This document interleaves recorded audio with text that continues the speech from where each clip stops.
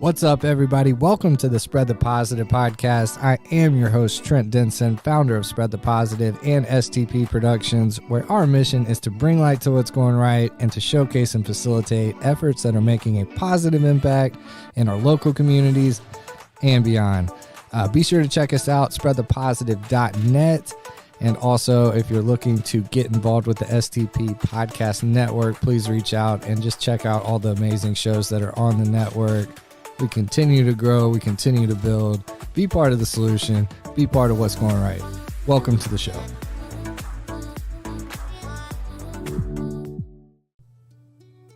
This episode of the Spread the Positive podcast is brought to you by the 1200 Club supporters. Huge shout out to our good friends, Mary Fugit with Gateway Title. For all of your real estate closing needs, be sure to hit up Mary over at Gateway Title. The team at Gateway is second to none, and we highly recommend them for all of your real estate transactions, refinancing needs, and anything of the sort. Please check them out. Huge thank you to Mary. As always, we love you. Casey Broach with KK Fitness Training. Casey is a personal trainer on the Faster Way app. She has actually gone through the Faster Way herself. This app has a crazy proven track record of helping people get to their fitness goals quicker with a healthier approach, and it's changing people's lives around the country and around the world. Casey is killing it in this area. She is passionate about helping people. She's done it herself, she believes in it, and she can walk you through this entire process. So be sure to check out at KK Fitness Training on Instagram, and you can reach out to her via email, kkfitnesstraining@gmail.com. Big shout out to you, Casey. Keep killing it. We appreciate your continued support of the 1200 Club here at Spread the Positive. Thank you so much. Last but not least, this episode is brought to you by Pete Adams and Travis Swan over at Adams & Swan. Adams & Swan is your local advertising and digital marketing company that uses a results-driven approach to small and medium business revenue growth. They develop a custom strategy that is specific to your business and create dynamic advertising and digital marketing campaigns that deliver new clients and customers. Check them out at adamsandswan.com. Big shout out to my guys, Pete and Travis. Thank you for the support, guys. Means so much. Can't wait to have you in. Y'all be sure to check them out. adamsandswan.com.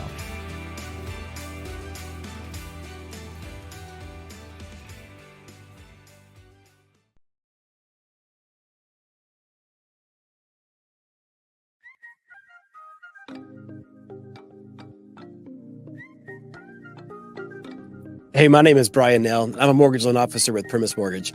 I want to tell you that I absolutely love being a member of the Spread the Positive Network. It's such a great mission and helps bring so much positivity to our community. It's truly be a pleasure and a part of what they do. There are a lot of ways to navigate financing a home, and in markets like this, having the advice of a trusted local professional is key to making sure you get the right advice for your specific circumstances. Whether you're interested in the purchase of a new home, second home, or have a need for a refinance, I'd love to earn your trust. If I can help you nail your mortgage, call me at 615-243-3976 or visit nailyourmortgage.com. Primis Mortgage is a subsidiary of Primis Bank, a member FDIC, equal housing opportunity. As always, all loans are subject to approval. Primis Mortgage, NMLS number 1894879. What's up, everybody? Welcome back to the Spread the Positive podcast. I am your host, as always, Trent Denson. Got a really cool show for us today. Really awesome guest, part of a really awesome organization I've heard about for a long time. Been wanting to connect. Glad we got the chance to do so. Big shout out to Greg Pease, as always, for his networking genius. He's always connecting people at the right times, man. So without further ado, I got Mr. Kyle Yepsen, Deputy Director with CreatiVets. How are you, man? I'm good. And yeah, thanks to Greg for making the connection. I know, man. He's the best. Yeah, he is. He's great. Yeah, we'll get into all that because he's gone through the whole thing, been really involved for a while, right? Yep. And I've actually gone through his NLP training as well. Oh, sweet. Yeah. Okay. You're a practitioner? No, I'm not a practitioner. Okay. I went through the week-long thing, and I think I threw. Okay, well maybe I am. I mean, honestly, it was quite a journey, to be honest. That's a lot. I did the week thing too. That's what I'm talking about. Yeah, and it's intense. It is intense, and I think I threw him some curveballs. I love it. We can get into all things NLP too, man. Cool. But I always like to start with early passions, just kind of what you were like as a kid. Kind of take us back to young Kyle, and then we'll kind of tell the story, man. Cool. As we go. So take us back. Well, so yeah, I going all the way back to my childhood. I was born in Houston, but I grew up most of my life in New Jersey. We moved around. I lived in Singapore, which gave me the opportunity to travel the world all over Europe. So I was really lucky with that. But I have my parents and then one brother, a younger brother by 4 years.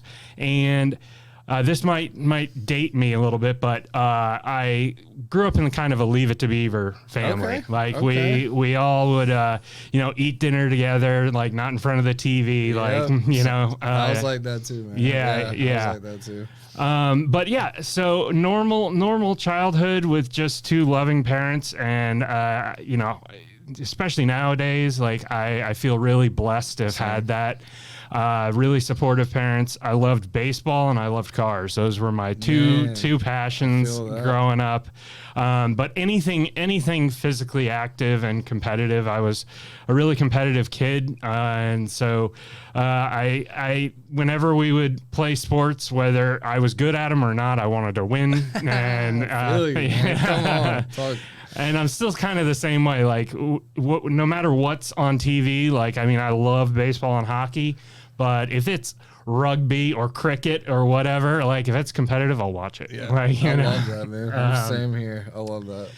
But yeah, so like I said, I spent most of my elementary school years in New Jersey. Then we moved to Singapore for middle school. Wow. How was that? Dude, it was, at the time, like when I first moved over there, I hated it, of course, moving away from your friends and everything. Sure. But we lived there for about 3 years, and after about a year, I started to realize what an opportunity it was. Yeah. So I went to an American school, but where we lived was an apartment complex that was kind of a mixing pot of everything.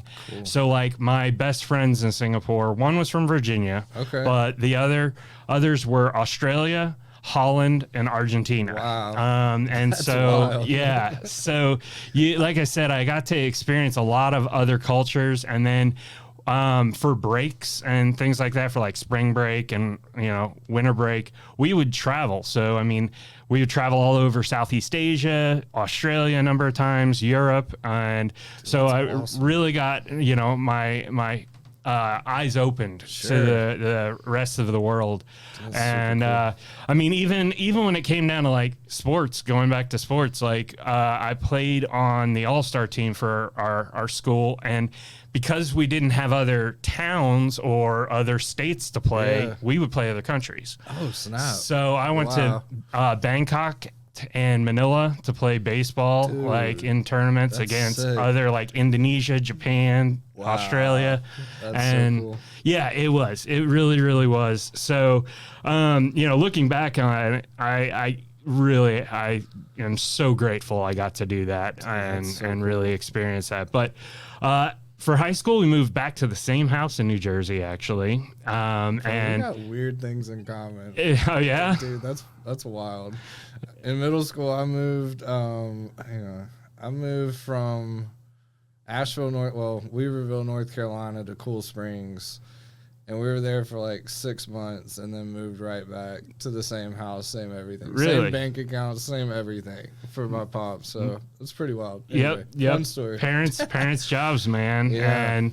And so that was basically my senior year of high school. We actually moved back to Houston, so I went full circle. Right. That's pretty wild. Yeah, and that one I was really upset with my parents. My dad actually, like, there was a day I had this spot in the woods that I would always like run off to, and like, that's where I kind of clear my head, and he somehow came and found me. He didn't know where that was, but he was like, we do things as a family, and my dad, my grandfather, he was harsh, and he was much more strict than my dad is. But he was like, I want to make sure you know that we're here for you and we support you and we love you. And we stick together as a family, and that's just the way it is. And so anyway, after that, I mean, how do you say no? Like, Dad, like I was done fighting it. And so then, we moved to Houston. I went to Texas Christian University. Okay. Yep, Horned Frogs. And I really didn't know what I wanted to do. Yep. All I knew was that I wanted to do something car related. The baseball thing, I realized I wasn't talented enough to Even make with money. The international play? No. Unfortunately, I just but I mean, I still loved it, and I still played all the way up until I was like 35. Oh, wow. In adult, like fast pitch curve balls, I played with minor leaguers and that kind of stuff. But that was all for fun. I mean, you know, and I realized that I wasn't going to get a paycheck. Nobody's going to pay me. Fair enough. But I wanted to do something with cars, and I wanted to be my own boss. Okay. And it was mostly for the fact that I wanted to determine I want to be in charge of my own success or failure. Like, at the end of the day, if something didn't work, I wanted it to be on me, not because of corporate politics or because the boss didn't like you, kind of thing. Respect that. And so I guess if you want to know more, like where, going, man. So basically, after school, I went and worked for a couple startups. First I worked for Mazda, and I realized I didn't want to do that. That was the corporate thing. So I worked for Mazda for about 6 months. And then I found this company that makes dynamometers. They're the rollers that you put your car on to test horsepower and tune cars. Nice. And I was really into that. I took some ECU tuning classes and things. I flew out to California to do that. So I was really into the auto racing side of things, and I was like, this is perfect. So I worked for them for about a year, and it was really stressful, but they put a lot of responsibilities on me. Okay. And like the first day I got there, they showed me, this is our SEMA booth, like SEMA, the auto show.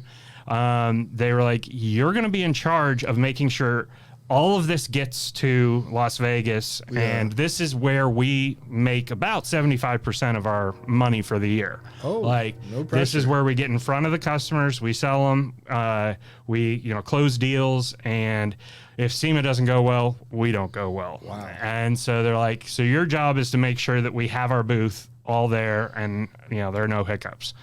And I was like, oh, first day on the job. Wow. And I was like, and SEMA's in 3 months? Like, okay. And I've never shipped anything like that, that's crazy.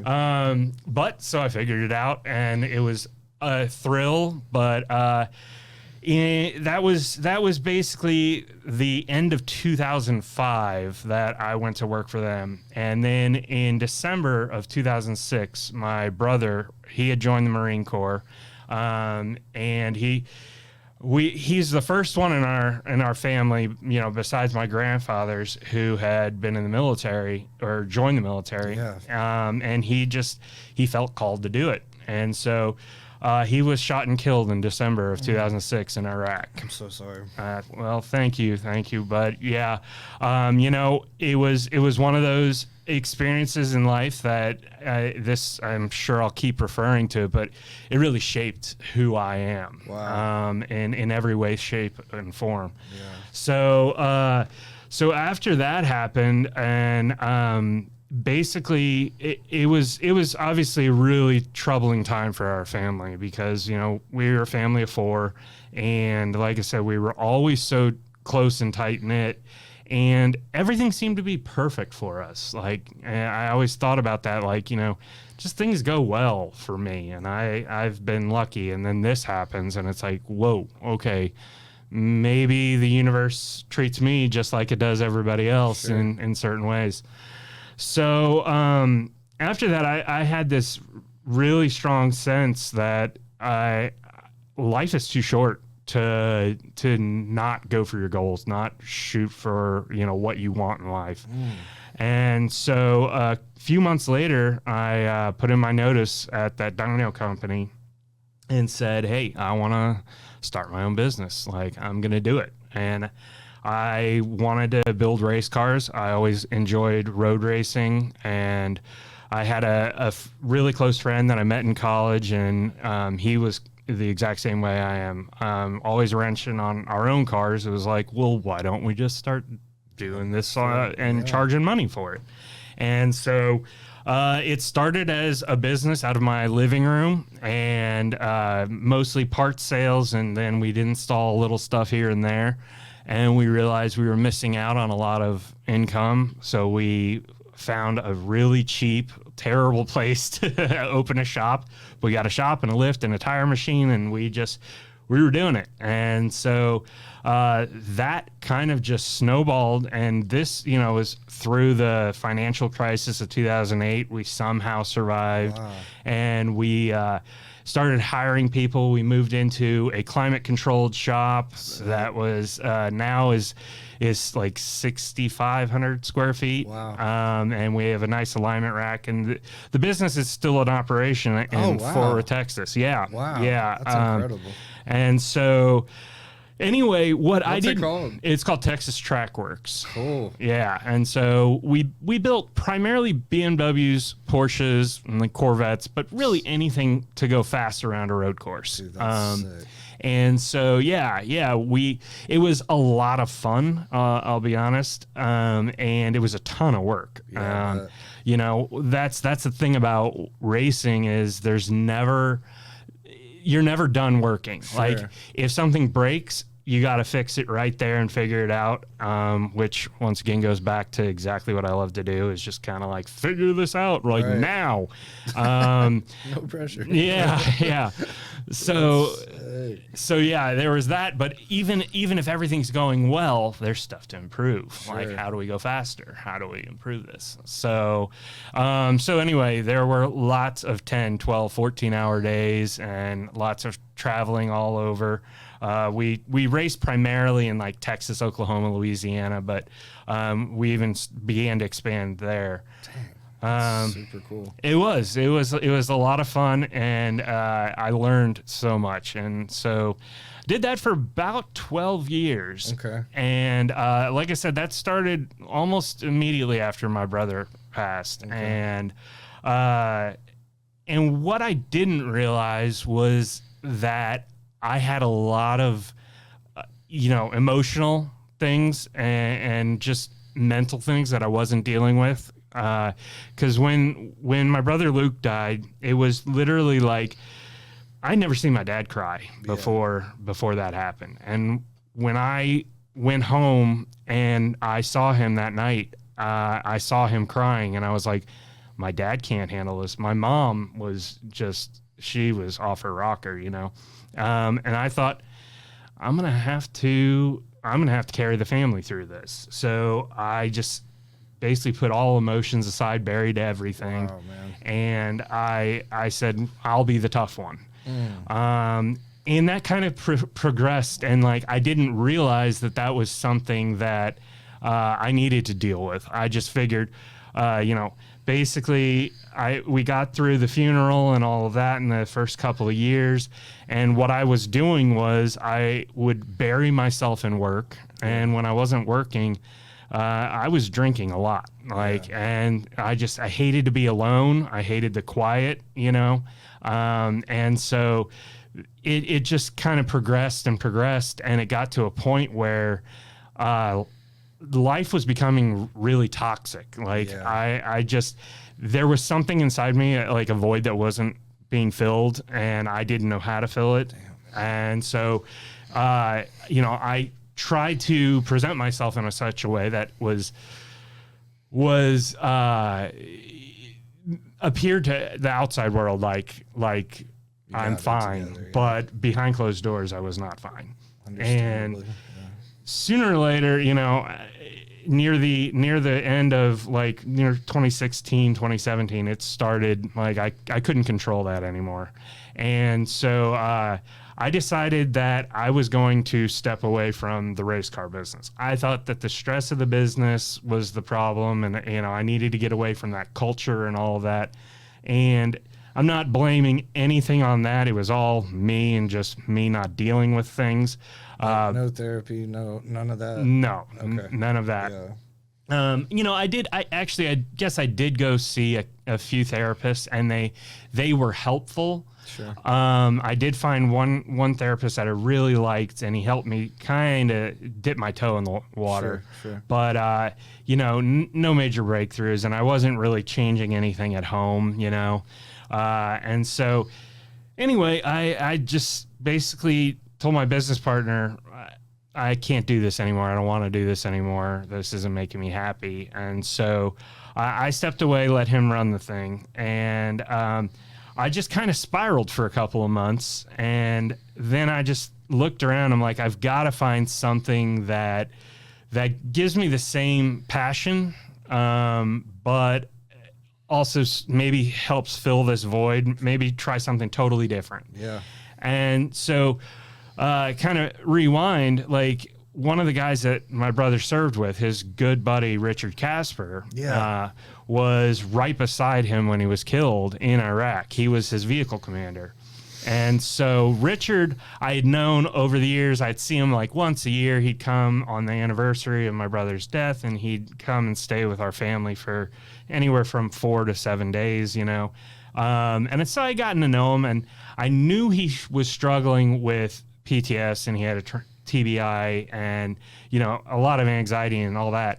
But over the years, he had healed. He had gotten better, and he had started talking about how he had started this nonprofit. Nice. And he wanted to help other veterans heal. But at the time, I was kind of like, well, I'm busy with my race car thing. Like, that's cool. Good for you, Richard. And I realized in 2017, I was like, well, maybe I call Richard and see, like, this kind of, is something that would be associated with my brother, and maybe it would help me. So I called Richard and I said, hey man, you got any work that you need help with? Like, I know you're a small organization. He goes, actually, yeah, I'm doing this pretty much all by myself right now, and we need to expand. So we'd love to bring you on. And I was like, cool, expand from a one-man operation to the sky's the limit. Okay. And so I came on initially as the financial director and then development director, but I was working remotely from Texas. But when I called him and I said, hey, do you need help? He goes, yes, but. And he goes, I know you've got a lot of things going on, and you have a lot to deal with that you haven't dealt with. And so I think you could really use to come through our songwriting program. And so at the time I thought, okay, write a song. Like, I don't need to write a song. I build race cars, guy. I wrench on stuff all day long. But whatever, if it gets my foot in the door, I'll go do it. So I flew to Nashville, and I met up with Richard, and we went in a songwriting room right off of Music Row. And it was just Richard and I and a songwriter named Blake, I believe was his name. And anyway, we sat there, and I started sharing things that I hadn't talked about since my brother passed. Wow. Like, and I couldn't even believe it. Like, I mean, I knew Richard, but we weren't real close friends. Sure. And I definitely didn't know this songwriter. And so after about 4 hours, we have a song that really tells my story. That's and incredible. and I was like, I can't believe I talked about all this stuff. And the beauty of it was when I was talking about things and saying things, and my whole song is about, it took me 10 years to get to this point. So, because this was 2017 and Luke was killed in December of 2006. It took me 10 years to kind of set all this down and be able to move on the road, on the journey of healing. Wow. And so I have this song, I have this work tape that they recorded on literally an iPhone, and there's a jackhammer in the background where they're like, I think they were building, it's basically where they're building the Virgin Hotel on Music Row. And as soon as I get out of there, I called everybody and I shared everything. Of course, first person I call is my mom and dad. Like, you're never going to believe what I wrote. Like, listen to this. And these are things I haven't told them that are in there. And I called, my best friend, and I called my business partner. He didn't answer, so I called his fiance, and I was like, guess what, Aaron? I wrote this song. And we were on pretty shaky ground at that point because I had just left the business. And so, but it was like, I felt comfortable talking for the first time. Wow. And so I saw that what that did, and to bring this full circle to where I am today, I realized that CreatiVets, there's some magic that happens when you're able to tell your story through art or music. And it's like a weight is off of your shoulders. Like you don't feel alone anymore. All of a sudden it's okay to talk about these things. And that's what we try and share with all the veterans who come through our program is, take that thing that's really hard to talk about, that you don't want to talk about, tell it one time in the songwriting room. And you can put it in a song. I hid things in my song, hiding it with different words. But, if you really know me, when you hear that word, you're like, oh, that means this, or that means this. And I had the control of that. And that's what we offer these veterans with the songwriters is like, hey, I want to say something to the guys in my unit, but they're the only ones who knew that this battle happened in a pomegranate field or whatever. Sure. And so if I throw that in there, like everybody who served in my unit will be like, oh man, he's talking about this. And the rest of the world is just like, whatever, it's a pomegranate. You know what I mean? But like, it's these connections and this creative new way of sharing your story that is so powerful. And so, I ended up, taking the job with CreatiVets. I quit drinking less than a year after that. Wow. Almost 6 years sober now. Wow, congrats. Thank you. And I couldn't have done it without that process, this journey that I've been through, and then, my family and all the veterans that we work with. So now I've been with CreatiVets for almost 8 years. Wow. If I can help bring that kind of aha moment, that clarity, that ability to share your story with veterans, every veteran I meet, that's the goal. Jeez, dude, that's an amazing story. Well, wow, that's so awesome. And I've been familiar with CreatiVets over the years some, and I've heard similar stories, and it's just like, man, that's so powerful. Can you talk a little bit about, like, I guess a little bit more of the backstory of how Richard got it started and like how that did that process happen for him, obviously? And how did all that go down? Yeah, I'll do my best to tell his story, but maybe you need to have him on. Yeah, we might need to run this back. Richard, come through, man. Yeah, he's an incredible public speaker and gives keynote speeches. But so Richard, he originally joined the Marine Corps after 9/11. Okay. Like he wanted to go over and he wanted to be the one to find bin Laden and, make a difference. And so he joined up, and when he was going through boot camp and his initial infantry training, he got selected for a special group, and he didn't know what it was. They didn't tell anybody. They just would say, hey, you, and you, and they just pull a group. And he said that each time they pulled a group out of his whatever unit or the whatever, each time there were less Marines that they were pulling. And finally got to the point where they said, you've been selected to guard President George W. Bush at the time. Wow. And you're going to go to Camp David and be stationed there. And so he was like, cool, great, awesome. Like, this isn't what I really signed up to do, but I mean, Camp David, guarding the president. Yeah. Sick. So he did that for a number of years. And then when his deployment, or I guess not a deployment, but his duty there was done, they said, well, what do you want to do? And he said, well, I signed up to go overseas and, and do my part. And so he basically found the the next group going over to Iraq. And like I said, I don't know specific details. I'm not a veteran. I'm just a Gold Star. But he ended up with the Toast Platoon, which is like the Humvee group. And that's where he met my brother. Right. And the two of them hit it off. Like, they have the same sense of humor, like whatever. And so he was basically like I said, the vehicle commander of the Humvee that my brother was a 50 cal gunner in. Jeez. And so anyway, they got to know each other during their time in Iraq. And then when my brother was shot, he was right there in the vehicle with him. And after Luke was shot, Richard obviously stayed in country for a number of months. And I think over like 4 months, he was struck by 4 separate IED blasts. So, ultimately he was medically discharged due to traumatic brain injury. And at the time, they didn't really know what that was. Like, so when he got back stateside, they were like, how do you feel? Go to medical. Do you need to see a doctor? And he's like, no, I'm okay. But then he signed up for college because he was like, well, I might as well use this GI Bill.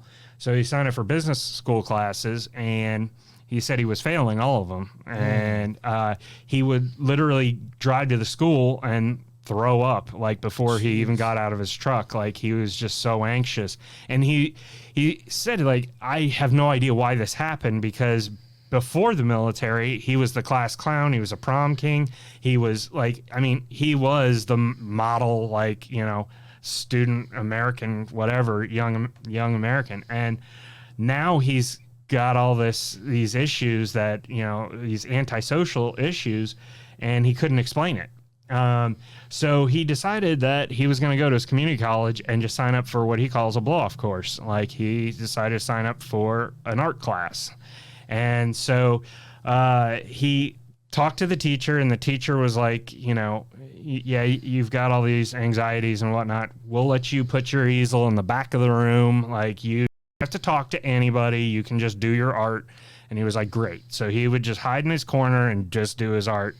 And it was nearing, I guess, the end of the semester. And like I said, I'll let him tell you when he's on the show. Yeah. But he...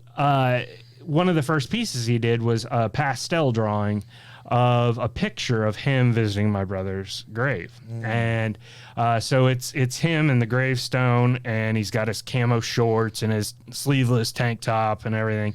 And the teacher came by and was like, hey, I know you're like just basically drawing this picture you have, but why don't you throw something in there that doesn't make any sense, but it makes sense to you. And so he's like, that sounds dumb, but whatever. So he painted drew all the grass red instead of green. And so now it's the headstone in just this like sea of red, and, him kneeled over at it. And when they had to do critiques at the end, like where you put your piece up and talk about it, he's like, I'll put my piece up, but I'm not talking about it. Like, I'm not talking to these 18, 19-year-old kids. They don't know what I've been through. And so he just puts his piece up, and the instructor's like, so what do you guys think? And they're like, oh, you put red in there because you loved him. You put red in there because you saw him die. You put red in there because you saw blood. And he just said that it was like this, holy cow, I didn't say a word.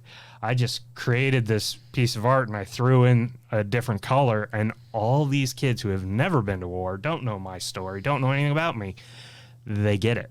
And so that led him to diving deeper into the arts. He went and applied at the School of the Art Institute of Chicago, which I'm not sure if you're familiar, but like Walt Disney went there. Yeah, it's big. It's a big deal. It's one of the best schools in the country. And so he went and applied, and he was completely outclassed by the other applicants. Like, he did not have the experience. These kids have been doing art since they were 5-6 years old, but he was driven. And so he just like made his case, and they accepted him. Wow. And so he went through his whole program, got his Bachelor of Fine Arts, I believe.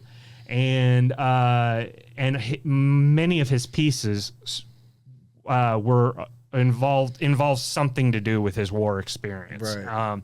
And so while he was there, the other part where the music comes in is he worked as a bouncer because he's a 6'5" Marine. He was like, I'll just go work at this country bar in Chicago.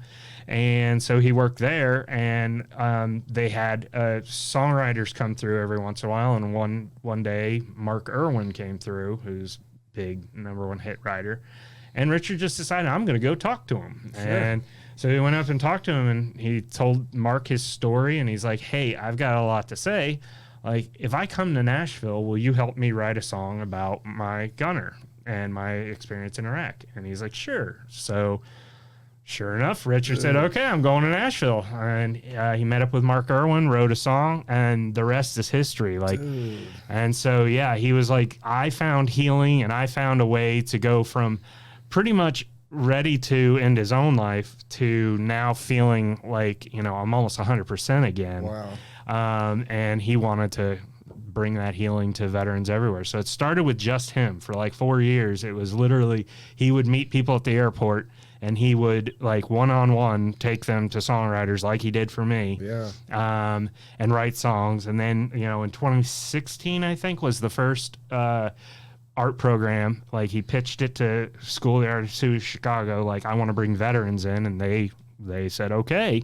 So they started a whole program just for him, a 3-week art program.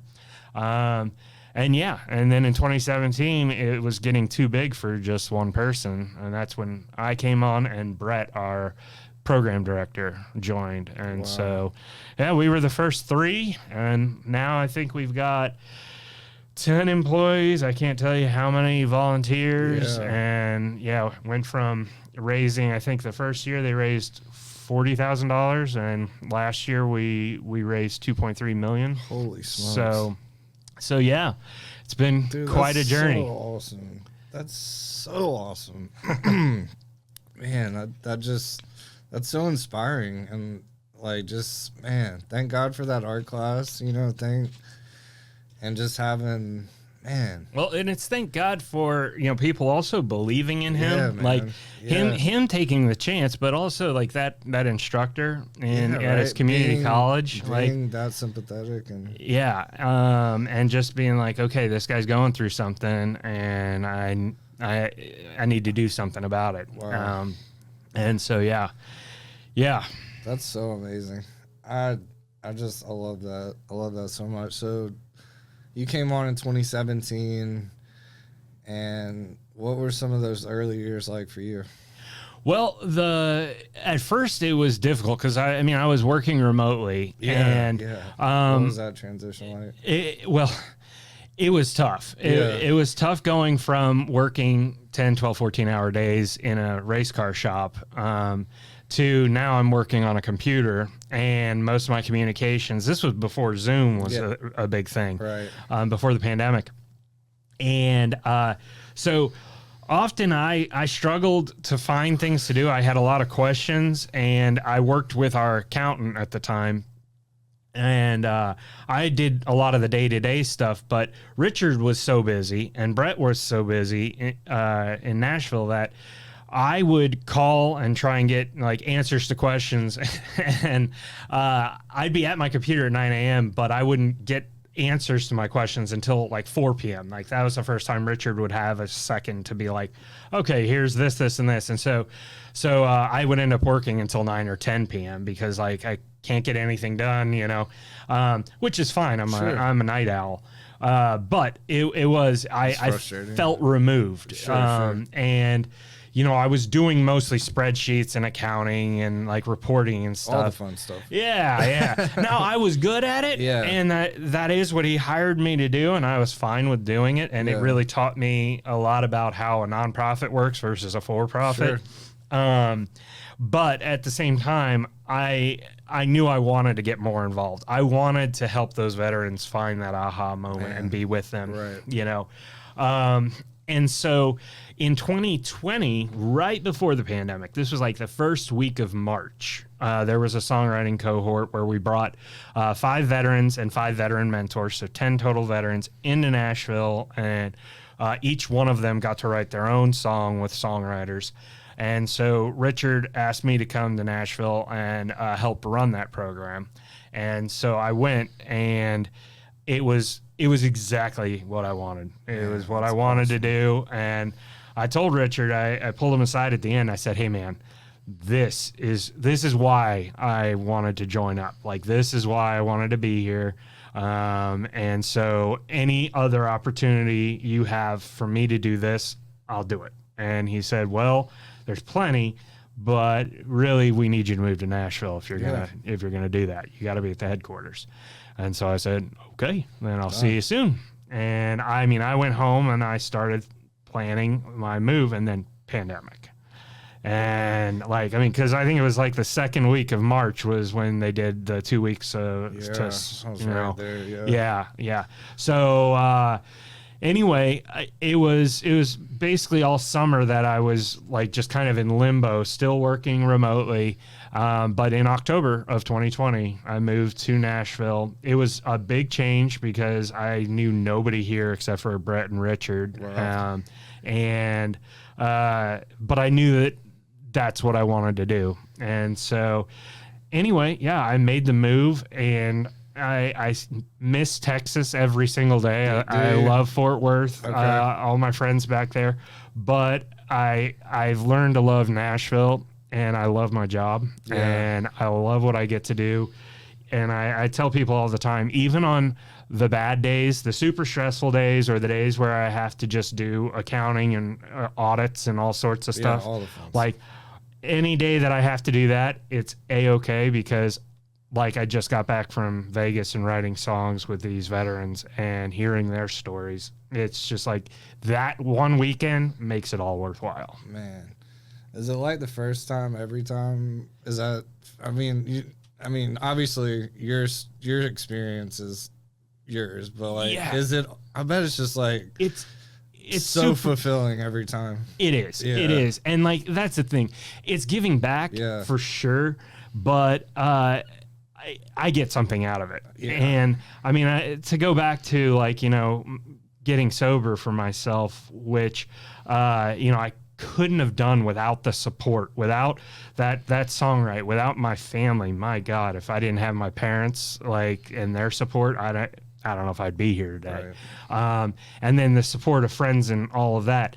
But like all of these people that supported me, now I get to support a veteran going through this program and going through this journey, and to see them like perk up, and it's like they surprise themselves, and they get excited. I like the way that happened for you. Yeah. I bet that's so sick. It's wonderful. I mean, and so like I said, I'll tell one story, and you can tell me if I'm going too long. Man, keep going. This is great. But I got to write a song with a veteran this weekend in Las Vegas, and I'll limit the details because it's his story to tell. Sure. But when we were there, we were setting up for this trade show, and there was a lot of stress about that. And like, I was trying to make sure, like, because we had a performance element that we were going to do, like where we were going to have actual music performance, and that wasn't going so well. There was a lot of last minute stuff there, and and then stuff. And then I also keep up with my day-to-day Nashville work, so it's not like I get a break to just go. And so anyway, I was feeling the stress, and I know the writers that I was with and our staff there, they could tell that I was kind of stressed out. Well, I go into this writing room, and you do everything you can not to bring that in, because and so this vet, he is really, like, I mean, he's seen some things. He is a Special Forces Marine. And he starts telling his stories, and I mean, it's pretty heavy. It's very heavy. But then we start writing the song, and his eyes start to light up, and it's like all of a sudden, like, we're capturing all these things that he wanted to get off of his chest. Cool. And it took us a solid 4 hours to write his song. But afterward, he actually gets out his camera phone as he's recording the work tape, the first time the song's ever been played through, and he's tearing up, and it was just one of those, like, just so cathartic and so meaningful, and I came out of there on a different planet. I was and I even went to our staff and I was like, I am so sorry. Yeah. I got so in my head about all this. Like, all I needed was this opportunity. Those 4 hours changed my whole perspective of the weekend. And so like I said, I mean, even though I'm really excited to be able to help tell his story and create a song with these writers and with him, I got something out of it too. Oh yeah. You know what I mean? Sure. And so it's like that. And that's what we find with all the veterans that we help when they first come through. I would say probably 99% of them afterwards are like, how do I help the next guy or gal? So sad. Like, can I volunteer? Can I be a mentor? Yes. Can I come back? What can I do? And I mean, that's kind of the military mantra, right. But it's even beyond that. It's like, this was so powerful for me. Something worked. Something worked. And so, yeah. That's so awesome. So I got like questions about like the creative process. Sure. I don't want to like give all the magic, obviously, but just like, so there's a songwriter, the veteran, and then there's a mentor. So are you technically a mentor, or you're probably got a different title, but is that typically, is it just the three of y'all? Is there other people? How does that work? Yeah. Excuse me. So our typical songwrite, like here in Nashville, that's kind of that is one of our flagship programs where we bring veterans from wherever they are in the country. Sure. It's all expenses are paid for. Like, all the veteran has to do is say, yes, I'll get on that plane and I'll come to Nashville for 3 or 4 days. They come in. We pair them with a mentor ahead of time. And so they start their conversations with their mentor 6-8 weeks before they even arrive in Nashville. All of them veterans too? Yeah, the mentors are. And we try and pair veterans with a mentor that has a similar service experience. So if you're a Vietnam Marine that's going through the program for the first time, we try and find you a mentor, somebody who's been through it already, that's a Vietnam Marine. So you kind of have at least an idea. No two stories are the same ever. Right. But I mean, at least they that already creates a familiarity. Sure. And so then, that communication starts 6 to 8 weeks ahead of time. They meet in Nashville on a Sunday evening. We kind of do an orientation, let them, we bring songwriters to our office, and they do a private writers round. I'm sure you're familiar with the writers round performance. So they can kind of see what this is. And during that, those songwriters will typically play songs that they've written with CreatiVets, and they'll tell the story behind it and all of that. And then the next day, they get paired with 2 songwriters. Okay. And then their mentor and them. And the 4 of them go into a private room. It might be a room the size of this one. Sure. And the conversation begins. Now, the mentor and the new veteran, they have already had kind of conversations about ideas of what they want to talk about. Sure. But the beauty of songwriting, and this happens whether you're writing a veteran song or just writing a hit song for the radio, often it just starts with a conversation. So the 2 veterans start talking, and the songwriters just kind of listen and just like, hey, what do you want to talk about? Like, okay, you want to talk about a particular battle? Yeah, okay. You want to talk about like a song for your kids? Great. Like, let's do that. And so we've written songs about everything. Oh, wow. I think we've got over 500 songs written. And so, you name it, it's been written about, but obviously they're all different, But so the biggest difference between this process and like writing a song for the radio is this is the veteran song. Right. And that's kind of like when I talked about my story is like whatever the veteran wants to talk about or doesn't want to talk about, they have total control. So we always say you're the final editor, you've got artistic control, and if you don't want something in there, it doesn't have to be in there. If you don't like a certain word, just say it. And that's where the mentor comes in, because often the new veterans got a lot going on, and also they don't want to offend songwriters. They can just say, hey, that's not how we would say it, you know?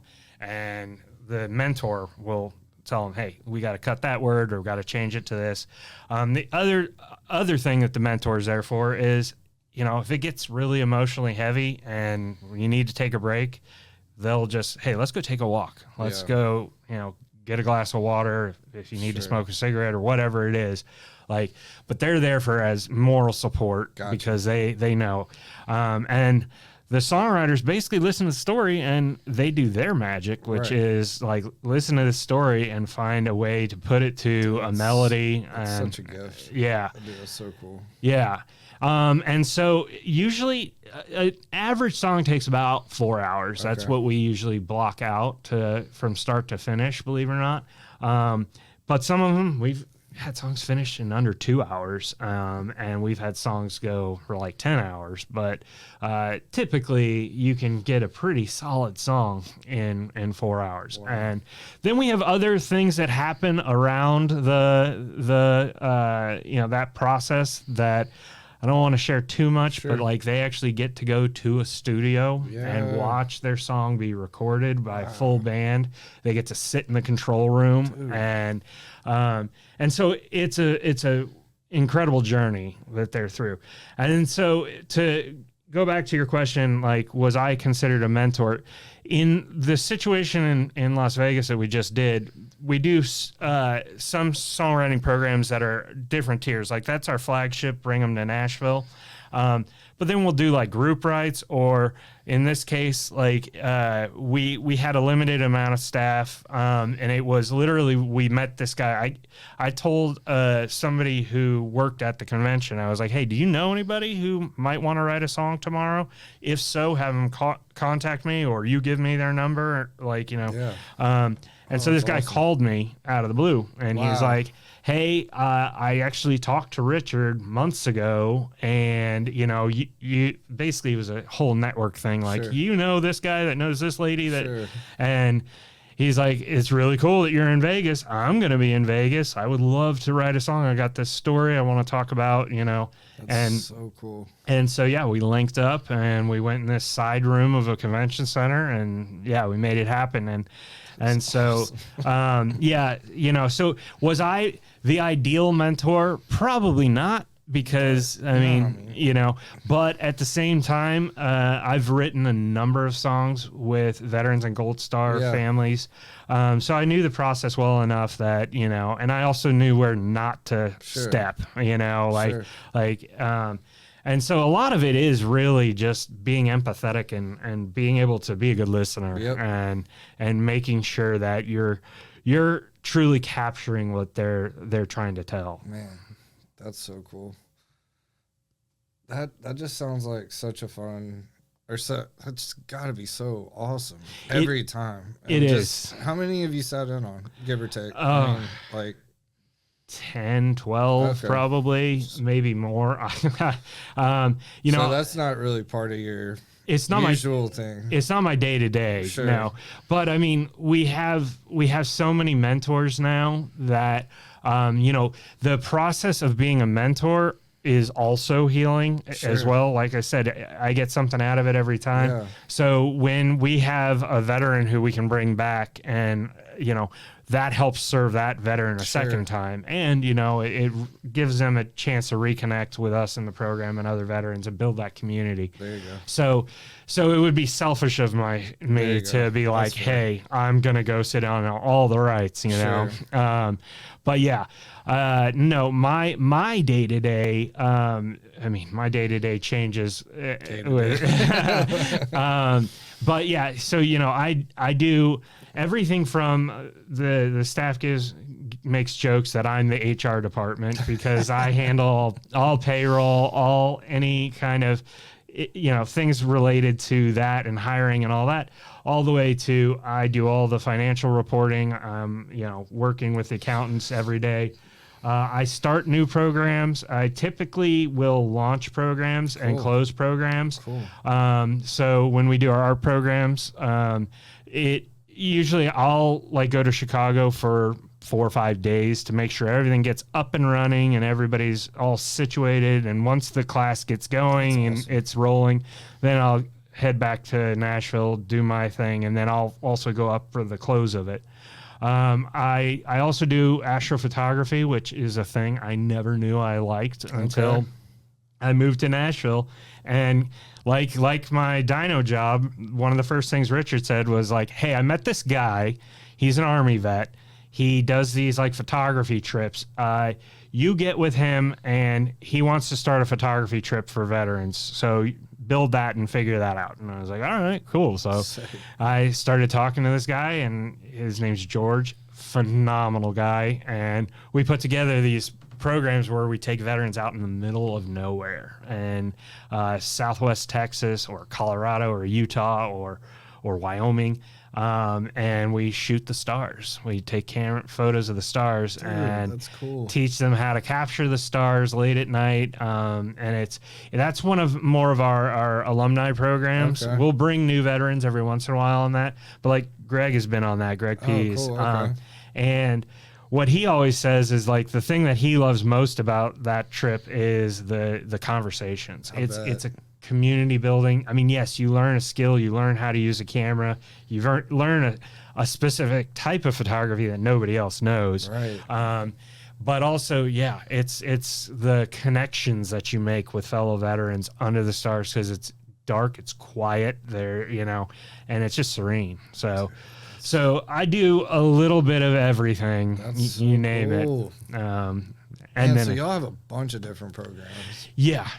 We pretty much anything artistic and creative.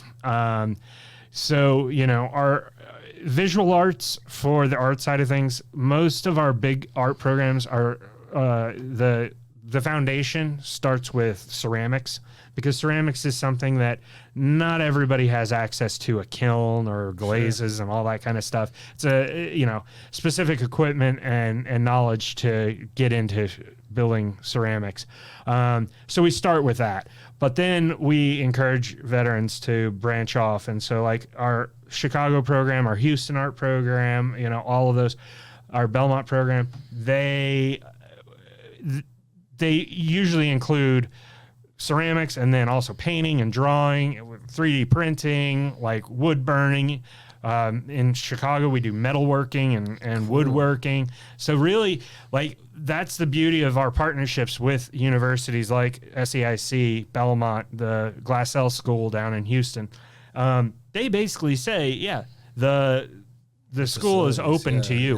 Whatever the veterans want to do, they can do. And so we encourage them to do that. Find whatever interests you.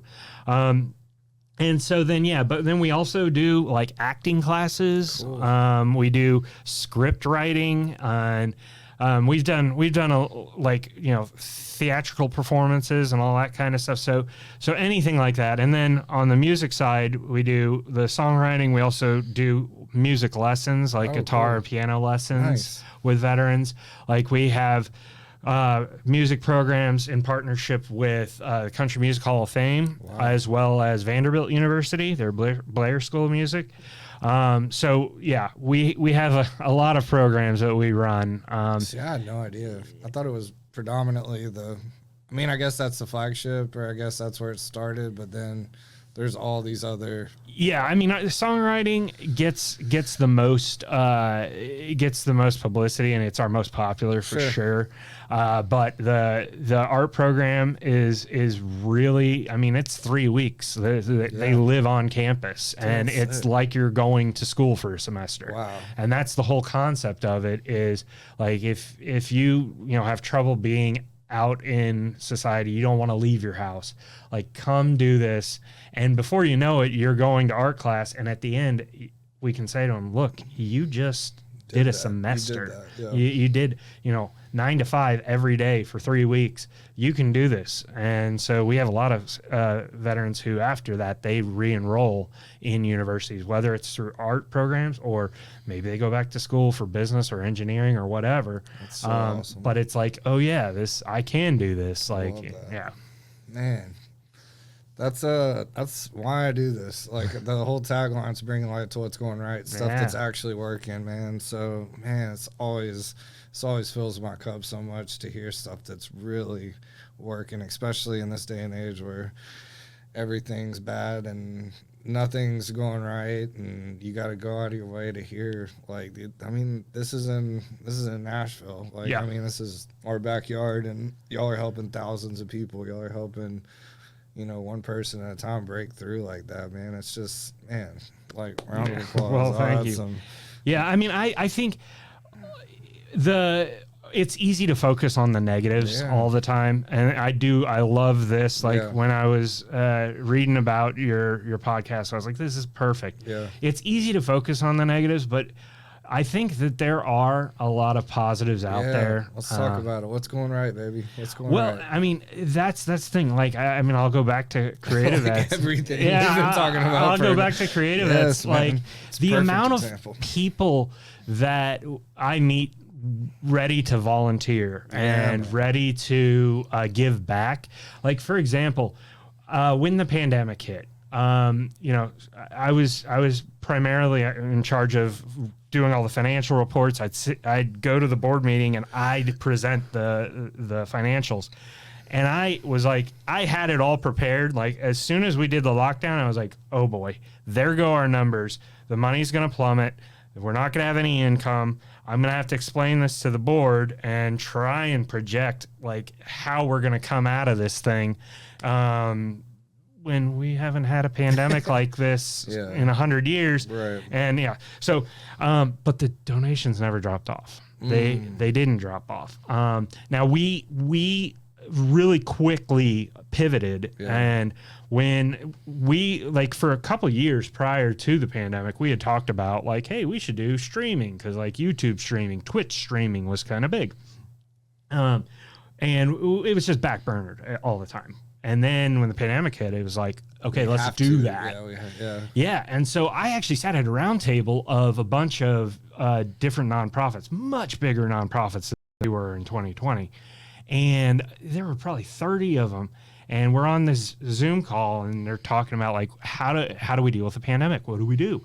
And they're all like, well, we just kind of have been, treading water, trying to whatever. Like, have you sent letters to any of your donors? Like, let them know what you're doing? And like, well, no, but we're not really doing anything.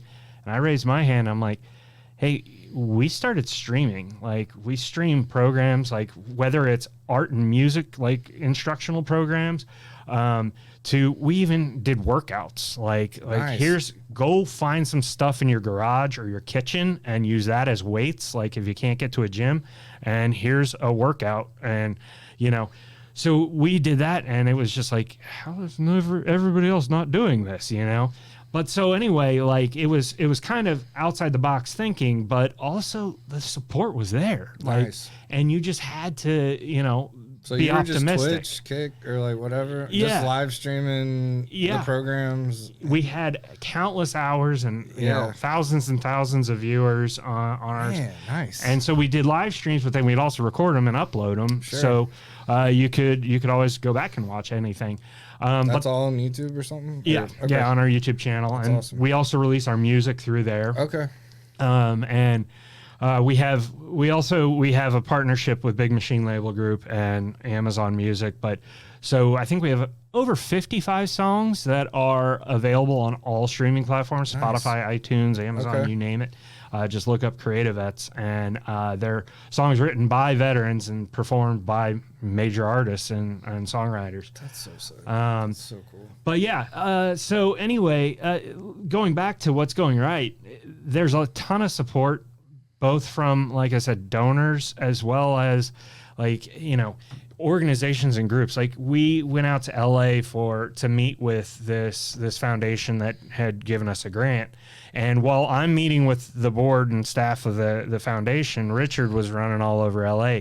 And everybody we told like that, hey, we write songs with veterans, they're like, how do we get involved? How? Like right now, we want to do it. And so we have, in a week and a half, we have, for Veterans Day, we have a songwriting program at Warner Music in LA. Wow. It'll be our second one. So this just happened I guess we went out to LA in June, and, we had just this overwhelming support of people. Like it was almost like an untapped resource of supporters. Yeah. And, so yeah, we were like, well, we can do songwriting here, and like we can bring songwriters out. Like, when can you be here? And it's like, it'll probably be like 6 months. They're like, no, sooner. Like, how about next week? And it's like, whoa. And so we ran our first one in July. No way. Dude. And it was overwhelming, and it branched us out to new genres. So we we do a lot of Americana countries here, but we can make a song sound like pretty much anything. But there we had rappers, hip hop, R&B. We had all different kinds of music come out, and the support, like I said, from the Warner and the studios out there and the writers, they were like, it was like they were just waiting for somebody to come and give them this opportunity. And so the support is there. And then we get these volunteers that come, and whether it's veterans who have been through our program or just artists or musicians that I just went to Vegas with Tommy Carlos and Tiffany Goss, and they're two songwriters. Love them both. The two of them volunteer multiple times throughout the year to go and write with veterans, and they do it all free of charge. Like they sit down and they spend pretty much a whole day writing with veterans, and they're fantastic. It's phenomenal.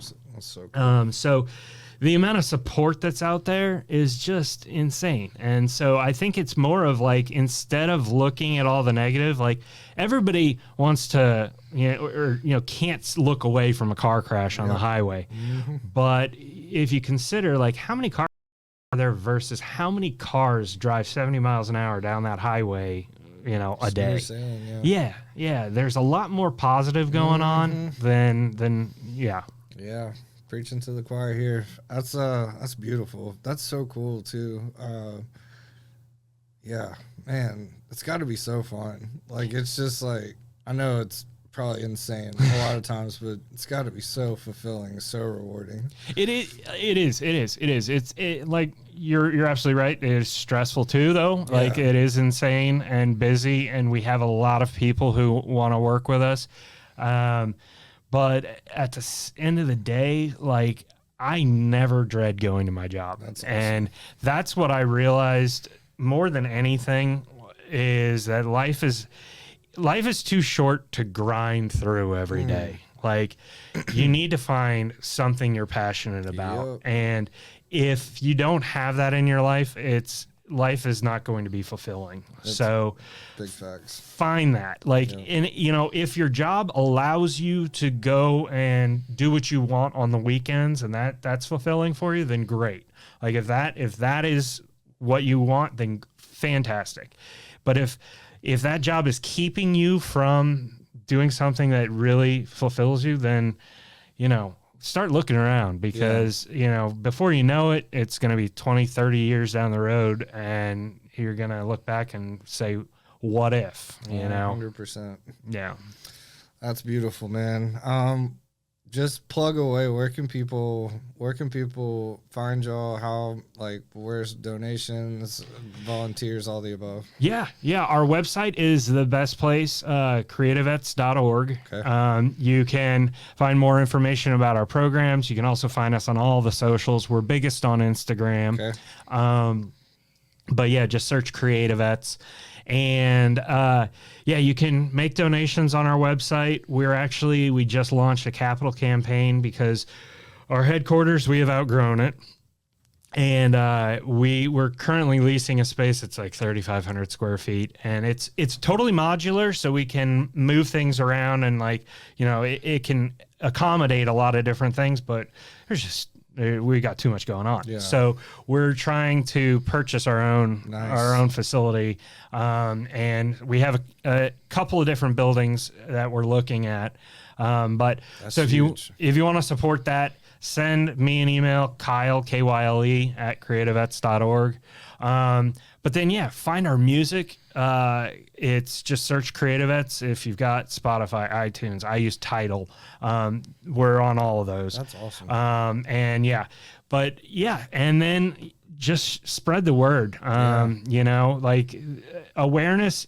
If it's not donations, because we can always use donations. Yeah. But we have a volunteer application on our website, and we, you know, like I said, share our social media posts, follow us. We have a newsletter as well. We won't spam you, I promise. Like, I think we usually send about one newsletter a month, and we don't sell any information. So, but yeah, just come find us on our website, creativevets.org. And I don't want to put you on the spot, man, but you've mentioned a podcast in the past, or the podcast was a thing, right? Yes.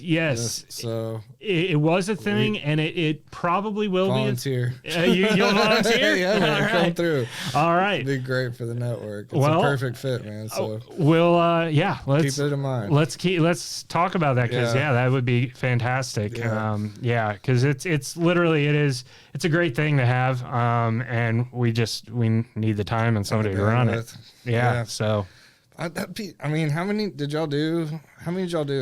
Well, we did maybe 6, or was it people that went through the songwriting mainly, or what was kind of the format? Well, yeah, we usually would interview like one person, tell their story. So I think we did one with Richard, our executive director, to kind of kick it off, and then our chairman on our board is actually Luke Pell. He was on The Bachelorette. Nice. Super awesome dude, and he's a veteran as well. And so we interviewed him about his story, and we had interviewed veterans and different songwriters and stuff like that.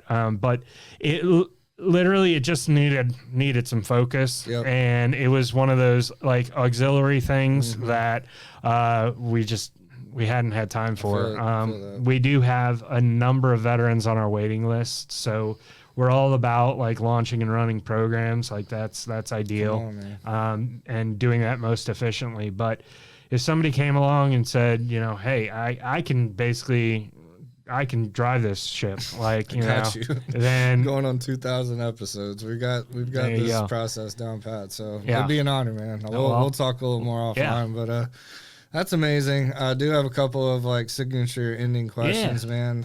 Who's somebody in your day-to-day life that kind of lives out the mission of STP, just focuses on things that are going right, wants to work towards that and facilitate those efforts? Man, there's too many people. There's too many people. I was about to say, that's probably really tough.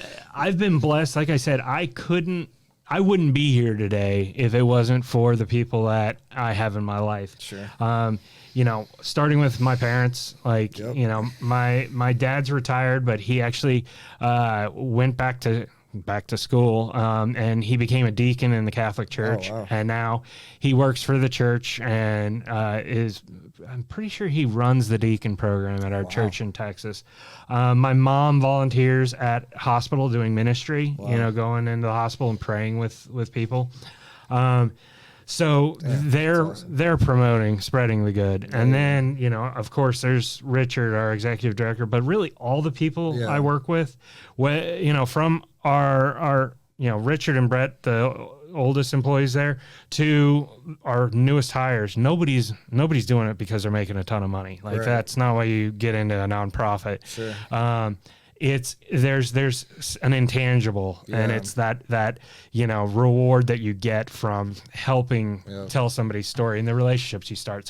So I mean, everybody at CreatiVets, I can't say enough good things, and all the people who volunteer with us. I mean, You know, the amount of time it takes to help with running a program, whether it be the songwriters who come and donate their time, to the photographers that go out and do astrophotography with me, to all the veterans who come back. You know, their whole mindset is like, let's heal the world. Like, let's make this place better. So let's go. Yeah. I love that. Yeah. All right, last thing. We call it the grateful for. 4 things you're most grateful for right now. What you got? Well, I touched on it a little bit. My family wouldn't be here today without my mom and dad. And kind of same thing goes with my friends. If I didn't have the support structure of friends, same thing. Yeah. We'll call that the circle. Yeah. Okay. That's one. Oh, I get one there. Okay. I made the rules. Yeah, that works. That works. I'm very grateful for my health. That's been a journey too. I didn't even touch on that, but I've lost over 120 pounds this year alone. Wow. Yeah. Congrats. Yeah. Wow. It finally just hit me that I need to do something about it. So my health is a big thing as well. Having my job is another big one. Yeah. And you know, to be able to, like I said, go to work every day and not dread it ever, you know. That's a gift for sure. And I guess, how about I say I'm grateful to you? I'm grateful to be able to come here and all the people that I meet through all of this. Man. Like, you know, I'm really grateful that there are people out there like you trying to spread the good word, and spread positive vibes. It's awesome how the right people walk in the door, man. Big fan of how that works. And, you know, back to Greg and people like that. Yeah. That have, you know, really, it's cool how it all works together, man. But this has been an honor. Thank you for what you do. Thank you. Thank you for sharing your story. I know some of that was probably not the easiest stuff to do. Shout out to the whole CreatiVets team. Everything y'all got going. Be sure to support them any way you can.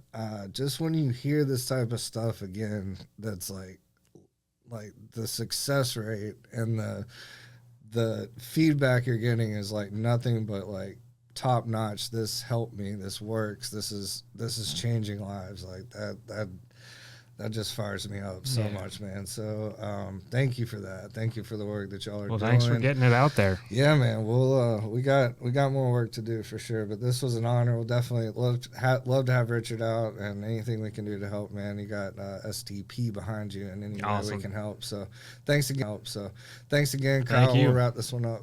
No. Thank you for listening to another episode of the Spread the Positive podcast. For more information about all the things we got going here at Spread the Positive, please check us out, spreadthepositive.net. Get involved with our underwriting, advertising, sponsorship program, start a podcast, or if you just want to support the mission, reach out on spreadthepositive.net or any of our social media handles at spreadthepositive.